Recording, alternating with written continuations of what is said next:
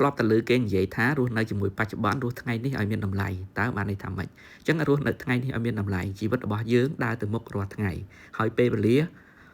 ដែលកន្លងផុតទៅมันអាចត្រឡប់មកវិញបានទេយើងអាចសោកស្ដាយចំពោះអ្វីដែលបានកើតឡើងកាលពីម្សិលមិញហើយក៏អាចព្រួយបារម្ភពីអ្វីដែលមិនទាន់កើតឡើងនៅថ្ងៃស្អែកប៉ុន្តែអ្វីដែលយើងអាចកាន់កាប់និងធ្វើបានល្អបំផុតគឺថ្ងៃនេះរស់នៅក្នុងថ្ងៃនេះ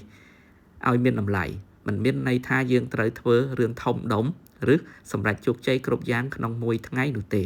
ពេលខ្លះវាគ្រាន់តែជាការធ្វើការងាររបស់យើងឲ្យបានល្អថែរក្សាសុខភាពចំណាយពេលជាមួយគ្រួសារនិយាយពាក្យល្អៗទៅកាន់មនុស្សជុំវិញខ្លួននិងរៀនអ្វីថ្មីមួយសម្រាប់ខ្លួនឯងកម្រងចាំឲ្យមានអ្វីៗគ្រប់យ៉ាងសិនទើបចាប់ដើមរស់នៅដោយសប្បាយចិត្តកុំទុកក្តីស្រឡាញ់ពីអរគុណការសុំទោសឬអ្វីដែលយើងចង់ធ្វើចំពោះនរណាម្នាក់ទៅសម្រាប់ថ្ងៃណាមួយ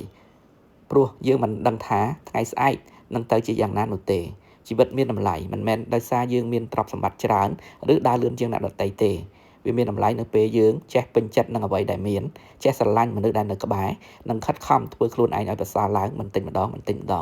ម្សិលមិញបានកន្លងផុតថ្ងៃស្អែកមិនទាន់មកដល់ដូច្នេះចូលរស់នៅថ្ងៃនេះឲ្យបានល្អនិងឲ្យមានតម្លៃបំផុត